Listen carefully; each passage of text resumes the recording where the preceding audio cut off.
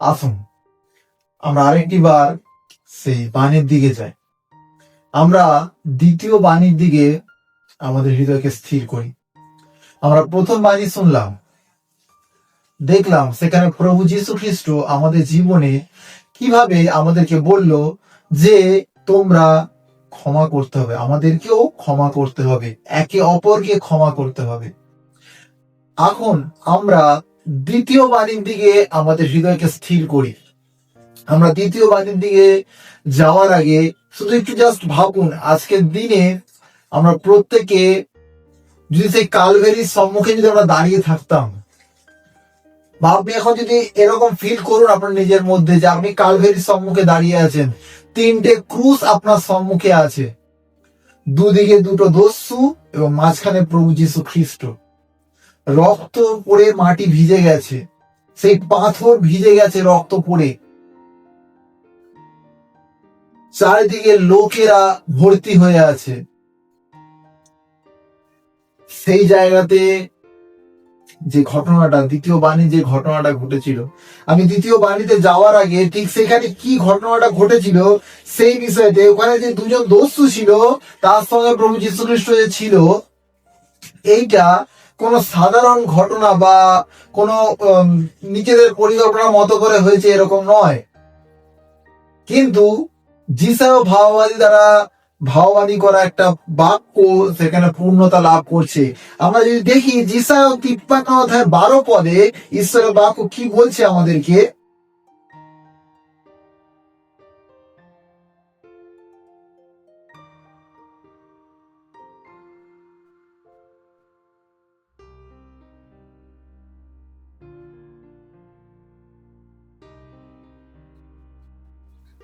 ঈশ্বরের বাক্য এরূপ বলছে, যিশায় তার 53:12, সেই জন্য মহৎ লোকদের মধ্যে আমি তাকে একটা অংশ দেব, আর তিনি বলবানদের সঙ্গে বিজয়ের ফল ভাগ করবে, কারণ তিনি নিজের ইচ্ছায় প্রাণ দিয়েছিলেন, তাকে পাপীদের সঙ্গে গোনা হয়েছিল, তিনি অনেকের পাপ বহন করেছিলেন আর পাপীদের জন্য অনুরোধ করেছিলেন। হালেলুয়া। দেখুন, পাপীদের সঙ্গে তাকে গোনা হয়েছিল, অর্থাৎ যে কোনোদিন নিজে পাপ করেনি, নিজে পাপ জানতো না, তাকে পাপীদের সঙ্গে গোনা হলো, সে নিজে পাপী হলো। এবার আসুন, এবার আমরা সেই জায়গাতে প্রবেশ করি যে দ্বিতীয় বাণীটার বিষয়টি। দুদিকে দুটো দস্যু, একটা দস্যু রয়ে গেল, একটা দস্যুর অনন্তকালীন থাকার ঠিকানা পরিবর্তন হয়ে গেল। তাদের যে কার্য ছিল, সেই দস্যুদের যে কার্য ছিল, তাদের দুজনেরই অনন্ত ঠিকানা, অর্থাৎ অনন্ত ঠিকানা ছিল নরক, কিন্তু একজন থেকে গেল, আরেকজন তাদের অনন্ত থাকার ঠিকানা পরিবর্তন হয়ে গেল। কিভাবে সেই জিনিসটা হলো, আজকে আমাদের বাণীতে সেই বিষয়টাই বুঝবো। আমরা প্রত্যেকে বাণী শুনেছি এর আগে। দ্বিতীয় বাণীতে প্রভু যীশু খ্রিস্ট সেই দস্যুরাকে বলছে, তুমি আজকেই আমার সঙ্গে পরম দেশে উপস্থিত হবে। কিন্তু সেই দস্যুটা কি করেছিল সেইটা আজকের দিনে আমাদেরকে বুঝতে হবে, যে সেই দস্যুটার মধ্যে কি সে জিনিসটা করেছিল যে হঠাৎ করে একটা দস্যুর অনন্তকালীন থাকার ঠিকানা প্রভু যীশু খ্রিস্ট চেঞ্জ করে দিল। কেন, কিভাবে, আমরা সেই বিষয়টা নিয়ে আজকের দিনে আলোচনা করব। আজকের দিনে আপনাকে বুঝতে হবে যে আপনাকেও প্রভু এই জিনিসটা দিতে চান, আপনাকেও এই জিনিসটা প্রভু বলতে চান যে তুমি আমার সঙ্গে থাকবে। প্রভু আপনাকেও বলতে চাই। তো কি জিনিসটা সেই দস্যুরা করেছিল যেটা আজকের দিনে আমাদেরও প্রয়োজন, আমরা সেটা শিখবো আজকের দিন ঈশ্বরের বাক্যের মধ্যে থেকে। ওই দস্যুটা আমরা যদি পড়ি লূক লিখিত সুসমাচার তার 23:39 থেকে যদি আমরা পড়ি, আমরা প্রথম পয়েন্টে যাব, ঈশ্বর ভয়। ওই দস্যুটা তার জীবনে একটা ঈশ্বরের ভয় ঢুকে গেছিল, কারণ সে জানতো যে আমি যে পাপ করেছি, যে কার্য করেছি, আমি যখন প্রভুর সম্মুখে, যখন বিচারের সম্মুখে দাঁড়াবো, তখন আমাকে কিন্তু নরকে ফেলে দেওয়া হবে, কারণ আমি আমার সারা জীবন পাপের মধ্যে কাটিয়েছি। ঈশ্বর ভয় দেখুন ঈশ্বরের বাক্য এখানে দেখুন, আমরা যদি 23 পড়ি, সেখানে লেখা আছে যে দুজন দোষী লোককে সেখানে ক্রুশে টাঙানো হয়েছিল তাদের মধ্যে একজন যিশুকে টিটকারি দিয়ে বলল, তুমি নাকি মসিহ, তাহলে নিজেকে ও আমাদের রক্ষা করো। তখন অন্য লোকটি তাকে বকুনি দিয়ে বলল, তুমি কি ঈশ্বরকে ভয় করো না? তুমি তো একই রকম শাস্তি পাচ্ছ। দেখুন, ঈশ্বর ভয়। প্রথম সেই দস্যুটা ঈশ্বরকে টিটকারি দিচ্ছিল, কিন্তু দ্বিতীয় দস্যু তার মধ্যে একটা ঈশ্বর ভয় প্রবেশ করে গেছিল। পরিত্রাণের কার্য, ঈশ্বরের বাক্য পালন শুরু হয় এই জিনিসটা থেকে, ঈশ্বর ভয় থেকে। আজকের দিনে যদি আপনার আমার জীবনে ঈশ্বর ভয় না থাকে, বা সেই অনন্তকালীন শাস্তির বিষয়ে যদি আমরা অবগত না থাকি, যে এক সময় গিয়ে বিচার সম্মুখে আমাকে দাঁড়াতে হবে প্রভুর, এবং প্রভু যখন আমাকে বলবে যে তোমাকে আমি চিনি না, তোমাকে আমি জানি না, তখন আমাদের অবস্থাটা কিরকম হবে একটু ভাবো। সেই জন্য আজকে থেকে আমাদেরকে এই জিনিসটা শুরু করতে হবে, যে ঈশ্বর ভয় আমাদের মধ্যে নিয়ে আসতে হবে। যদি ঈশ্বর ভয় আমরা নিয়ে আসি আমাদের মধ্যে, আমাদের জীবনে আমরা বাক্য পালন করতে শুরু করব। আমরা পাপ করার আগে একবার হলেও ভাববো, কারণ আপনি আমি ঈশ্বরের বিরুদ্ধে গিয়ে তখন কার্য করছি। আর যদি আমরা ভয় রাখি, তখন আমরা বিরুদ্ধে যাওয়ার আগেও একবার হলেও ভাববো যে আমি কেন বা কার বিরুদ্ধে যাচ্ছি। ঈশ্বর ভয় আমাদেরকে রাখতে হবে।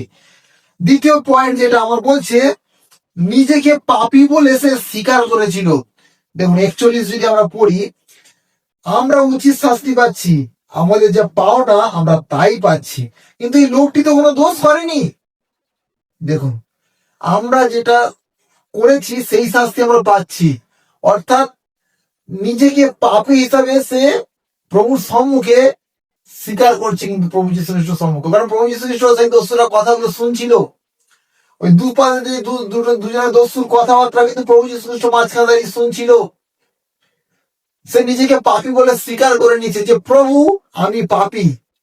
এখানে বলছে দেখুন 41 দেখুন, আমরা উচিত শাস্তি পাচ্ছি, আমাদের যা পাওনা আমরা তাই পাচ্ছি, কিন্তু এই লোকটি তো কোনো দোষ করেনি। দেখুন, জাস্ট আমরা যেটা পাওনা আমরা সেটাই পাচ্ছি। নিজেকে পাপী বলে স্বীকার করা। পরিত্রাণের কার্য, স্বর্গের দরজা তখনই খোলা হবে যখন আগে আপনি আমি আমাদের নিজেদের স্বভাব চরিত্রকে চিনতে পারবো।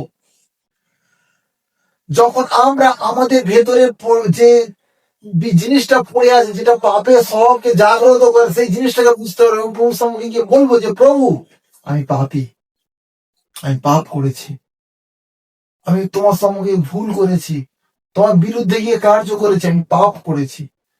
বাইবেলে লেখা আছে যে প্রভু ধার্মিক, যদি আমরা গিয়ে আমাদের পাপকে স্বীকার করি, তিনি তখনই আমাদের পাপকে ক্ষমা করেন।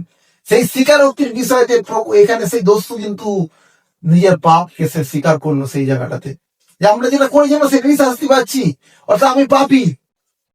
যখন প্রভুর সম্মুখে সে নিজেকে পাপী বলে স্বীকার করছে, প্রভু তাকে ক্ষমা করেছে। তারপরে বলেছে দেখুন, ওই 42 লেখা আছে, সরি 41 লেখা আছে, কিন্তু এই লোকটি তো কোনো দোষ করেনি। ওই দস্যু বুঝে গেছিল যে প্রভু যীশু আলাদা। ওই দস্যু বুঝে গেছিল যে প্রভু যীশু আলাদা। প্রভু যীশু একজন নিষ্পাপ, সে কোনো পাপ করেনি। কারণ আমার বাইবেলে আরো পদ আছে, সেগুলো যদি আমরা দেখি, প্রথম 2 কোরিন্থীয় 5:21 যদি আমরা পড়ি ঈশ্বরের বাক্য থেকে,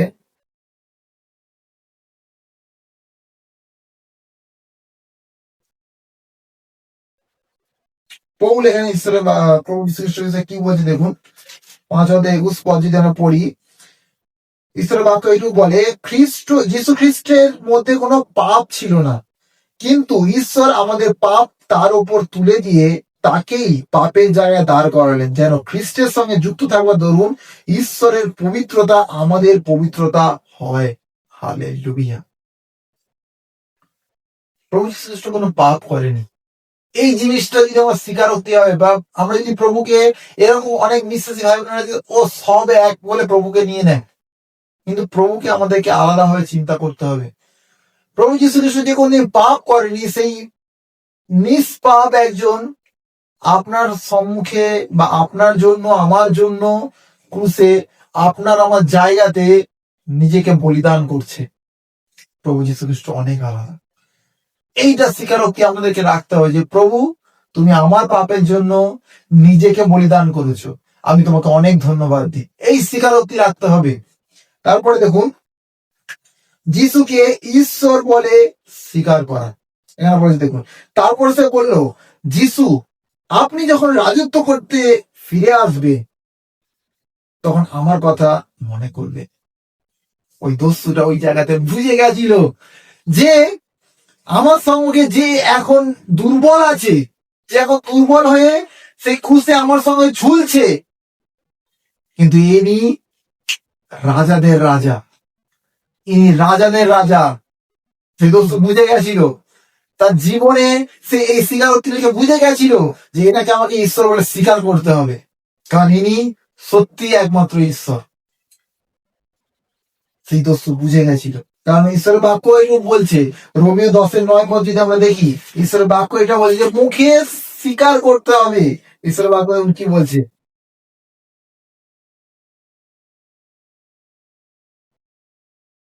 রোমিও 10:9 ঈশ্বরের বাক্য আমাদেরকে এইরূপ বলছে, কারণ অন্তরে বিশ্বাস করার ফলে ঈশ্বর মানুষকে নির্দোষ বলে গ্রহণ করেন, আর মুখে স্বীকার করার ফলে পাপ থেকে উদ্ধার করেন। হালেলুয়া। এই জিনিসটাই, এই জিনিসটাই সেই দস্যুটা করেছিল। সে হৃদয়ে প্রভুকে বিশ্বাস করতে শুরু করে দিয়েছিল এবং মুখে স্বীকারও করে নিয়েছে যে প্রভু, আপনি যখন রাজত্ব করতে ফিরে আসবেন আমার কথা মনে রাখবে, আমার কথা মনে করবে। ভাবুন, ক্রুশে ঝুলছে, কিন্তু তিনি সেই দস্যু প্রভুর সেই দ্বিতীয় আগমনে সেই রাজত্বের বিষয়ে কথা বলছে, তার সঙ্গে প্রভুর সঙ্গে সেই দ্বিতীয় আগমন, সেই রাজত্বের সময় কথা বলছে। অর্থাৎ সেই দস্যুর, আমি যদি এটা বলি যে সেই দস্যুর একটা আত্মিক জ্ঞানকে ঈশ্বর খুলে দিয়েছিল সেই সময়তে, যে এটা সেই ঈশ্বর, এটা সেই ঈশ্বর, যে ঈশ্বর তোমার আমার পাপের জন্য মারা গিয়ে যাচ্ছে। তুমি আর পাপী নয়, কারণ তোমার পাপ ওই যীশু খ্রিস্ট তুলে নিয়েছে। সেইটা ওই দস্যুটা বুঝে গেছিল যে আমি এনার বলিদানের পরে আমি আর পাপী থাকতে পারি না, আমি যদি এনাকে বিশ্বাস করিনি আমি আর পাপী থাকতে পারি না, কারণ ইনি নিষ্পাপ। শুধুমাত্র আমি, আমার পাপের জন্য ইনি আমার সঙ্গে ঝুলে আছে, কিন্তু আমার পাপকে এনার ঘাড়ে দেওয়া হয়েছে, আমার পাপকে এনার ঘাড়ে দেওয়া হয়েছে। আমি আর পাপী নই, আমি আর পাপী থাকতে পারি না, কারণ আমার পাপ আজকে থেকে এনার উপরে তুলে দেওয়া হয়েছে, আমি এখন নিষ্পাপ। সেই দস্যুটা জীবন পরিবর্তন হয়ে গেল, তার অনন্তকালীন থাকার জায়গা পরিবর্তন হয়ে গেল।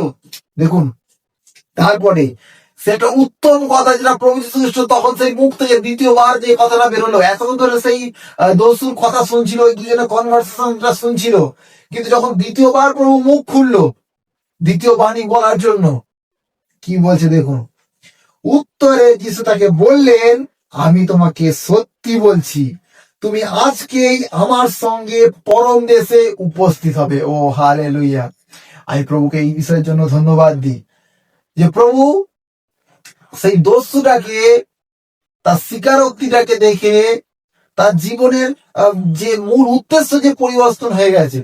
ভাবুন, পুষে মারা যাচ্ছে, সেই মুহূর্তে দোসরাতে না সময় আছে প্রভুর জন্য সাক্ষ্য বহন করার, না সময় আছে বড় প্রচার করার, না সময় আছে কাউকে সুসমাচার দেওয়ার, কিছু সময় নেই। যে জিনিসটা সে করেছে, সে তার মধ্যে যেটা প্রথম স্থান ঈশ্বর ভয়, সেই ঈশ্বর ভয়কে নিয়ে এসছে। তারপর নিজেকে পাপী বলে স্বীকার, যে প্রভু আমি পাপী। দ্বিতীয়বার যেটা করেছে, প্রভু যীশু খ্রিস্টকে একটা নিষ্পাপ বলিদান হিসেবে গ্রহণ করেছে, এবং যে 4 নম্বর যে পয়েন্টটা করেছে, সে মুখে তাকে স্বীকার করেছে এবং হৃদয়ে তাকে বিশ্বাস করে নিয়েছে। ওই দস্যুটা ওই কয়েকটা সেকেন্ড, কয়েকটা মিনিটের মধ্যে তার জীবন, তার অনন্তকালীন থাকার জায়গা পরিবর্তন হয়ে গেছে। ভাবুন, যীশু খ্রিস্ট সঙ্গে সঙ্গে মারা যাচ্ছে, সঙ্গে মরছে, যীশু খ্রিস্ট সঙ্গে মরছে। আমরাও প্রভু যীশু খ্রিস্টের সঙ্গে বাঁচতে চাই না? আমি বলেছি যে আমি মরেছি যাতে তোমরা জীবিত থাকতে পারো। অর্থাৎ আমরা প্রভু যীশু খ্রিস্টের সঙ্গে আমরা চলতে চাই, প্রভু যীশু খ্রিস্টের সঙ্গে বাঁচতে চাই, হয়তো প্রভু যীশু খ্রিস্ট কার্যের জন্য আমরা মরতেও চাই। কিন্তু ওই দস্যুর কাছে কিন্তু সময় ছিল না। কিন্তু দস্যুটার, যদি আমি বলি, দস্যুটার অনেক সৌভাগ্য ছিল যে জগতের উদ্ধারকর্তার সঙ্গে একসাথে মারা যাচ্ছে। সেই জগতের উদ্ধারকর্তা তার পাশে দাঁড়িয়ে, পাশে একই ক্রুশের ওপরে মারা যাচ্ছে। ভাবুন, এটা যে ব্যক্তি তাকে, যেই দোষটাকে স্বীকার করেনি তার জন্য দুর্ভাগ্য হতে পারে, কিন্তু যে ওরকম ভাবে একসাথে মরছে কিন্তু তার মৃত্যুর অবস্থা পরিবর্তন হয়ে গেল, সে স্বীকার করে নিল যীশু খ্রিস্টকে। ভাবুন, এটা সেই তার দুর্ভাগ্যটাকে প্রভু যীশু খ্রিস্ট সৌভাগ্যে রূপান্তরিত করে দিল। কতটা প্রিভিলেজ একটা, যে আমি প্রভুকে স্বীকার করে নিয়েছি। ওই দস্যুটার অনন্তকালীন থাকার জায়গা পরিবর্তন হয়ে গেছে। প্রিয় খ্রিস্টীয় সন্তান বিশ্বাসী ভাই বোনেরা, আজকের দিনে আমরা হয়তো প্রভুর জন্য সুসমাচার বহন করছি, আমরা হয়তো প্রভুর জন্য অনেক বড় বড় ক্রুসেড করছি, অনেক বড় বড় প্রচার করছি আমরা খ্রিস্টের জন্য, কিন্তু আমাদের মধ্যে কি ঈশ্বর ভয় আছে? আমাদের মধ্যে কি সে নিজেকে পাপী বলে স্বীকারোক্তি আছে? কারণ আমরা যতদিন মনে করি যে আমি ঠিক, ততদিন স্বর্গের দরজা বন্ধ থাকে। কিন্তু যখন আপনার নিজের ভুল এবং ঈশ্বর ভয় রাখতে পারবো, বুঝতে পারবো, স্বর্গের দরজা প্রভু খুলে প্রভু আমাকে আলিঙ্গন করে নিয়ে স্বর্গে ঢোকাবে। এইটাই হচ্ছে আমাদের যীশু খ্রিস্ট, এইটাই হচ্ছে আমাদের প্রভু। এবং দ্বিতীয় বাণীতে যেটা বলছে, তুমি আজকেই আমার সঙ্গে পরম দেশে উপস্থিত হয়। প্রভু এখনো বলছেন যে তুমি আজকেই আমার সঙ্গে পরম দেশে উপস্থিত হবে। পরম দেশ বলতে শুধু স্বর্গ নয়, প্রভু যেখানে আমার স্বর্গ সেখানে। তো প্রভু যদি আপনার সঙ্গে এখানে সাক্ষাৎ করে, এর থেকে আর ভালো কিছু হতে পারে না। কিন্তু কখন করবেন? যখন আপনি আমি তার বাক্যকে ঠিকভাবে ফলো করব, তারপর তার প্রতি ভয় রাখবো, তার প্রতি নিজেকে পাপী বলে স্বীকার করবো। যদি যা কিছু ভুল হয়েছে না কেন, নিজেকে পাপী বলে প্রভুকে বলবো যে প্রভু আমার ভুল হয়েছে। প্রভু আপনার জীবনকে পরিবর্তন করবে, প্রভু আপনার জীবনকে একটা নতুন দিশার দিকে নিয়ে যাবে। শুধু আপনার জীবনের সেই স্বীকারোক্তিগুলো, দস্যুরার মতো সেই স্বীকারোক্তিগুলোকে পালন করুন। ঈশ্বর ভয় রাখুন, নিজেকে পাপী বলে স্বীকার করুন প্রভুর সম্মুখে। তৃতীয়ত, ঈশ্বরকে একটা নিষ্পাপ বলিদান বলে স্বীকার করুন। চতুর্থ, তাকে মুখে স্বীকার এবং হৃদয়ে বিশ্বাস করুন। আপনার জীবন প্রভু পরিবর্তন করবেন। হালেলুয়া, আমি বিশ্বাস করছি। এবং যে প্রভু যে বললো যে তুমি আজকেই আমার সঙ্গে স্বর্গরাজ্যে উপস্থিত হবে, আজকের দিনেই আপনি প্রভুর সঙ্গে যুক্ত হতে পারেন।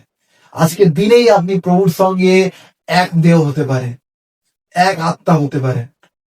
কিন্তু যদি আপনি প্রভুকে আগে স্থান দেন এবং তাকে ভয় করেন, আপনি তার বাক্যকে অনুসরণ করেন, তাকে অনুসরণ করেন, আপনার জীবন পরিবর্তন হবে। হালেলুয়া। আসুন প্রার্থনা করি আমরা এই মুহূর্তে। স্বর্গীয় পিতা, আমি তোমাকে ধন্যবাদ দিই প্রভু, ধন্যবাদ দিই প্রভু গো, যে তুমি আমাদের প্রত্যেকের জন্য প্রভু গো সেই ক্রুশের উপরে নিজেকে বলিদান করলে প্রভু। আমাদেরকে বাঁচানোর জন্য প্রভু গো নিজে সেই ক্রুশের যন্ত্রণাকে সহ্য করলে প্রভু গো। প্রভু, আমি বিশ্বাস করি প্রভু গো, আজকের দিনে প্রভু গো আমার মধ্যে যদি কোনো ভুল ত্রুটি থেকে থাকে প্রভু, আমাদের মধ্যে যদি কোনো ভুল ত্রুটি থেকে থাকে প্রভু, আমরা এই মুহূর্তে তোমার কাছে ক্ষমা চাইছি এবং আমরা নিজেকে পাপী বলে স্বীকার করছি প্রভু গো।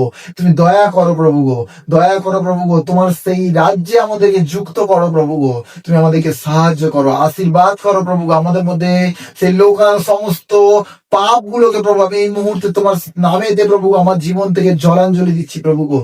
তুমি দয়াময় ঈশ্বর, তোমার ধন্যবাদ দিই প্রভু গো। এই মুহূর্তে আমাদের বর্জন করছে সমস্ত সেই পাপকে প্রভু, তুমি দয়া করো, আশীর্বাদ করো প্রভু গো। তুমি দয়াময় ঈশ্বর, তোমার কাছে প্রার্থনা করি আজকে দিনে প্রভু গো, যে তুমি যে ক্রুশে গিয়ে আমাদের সমস্ত পাপ ভারকে তুলে নিয়েছিলে প্রভু গো, তুমি দয়াময় ঈশ্বর প্রভু আমাদেরকে সেই অনুগ্রহ দাও প্রভু, যাতে আমরা পাপকে না করতে পারি প্রভু গো, এবং তোমার সেই রাজ্য এবং ধার্মিকতার মধ্যে নিজেকে স্থির রাখতে পারি প্রভু। তুমি দয়া করো, আশীর্বাদ করো প্রভু, তোমার ধন্যবাদ জানাই। এই সমস্ত গৌরব প্রশংসা বাবা তোমার চন্দ্রে রাখি, আর এই প্রার্থনা প্রেমময় প্রভু যীশু খ্রিস্টের নামে চাইলাম।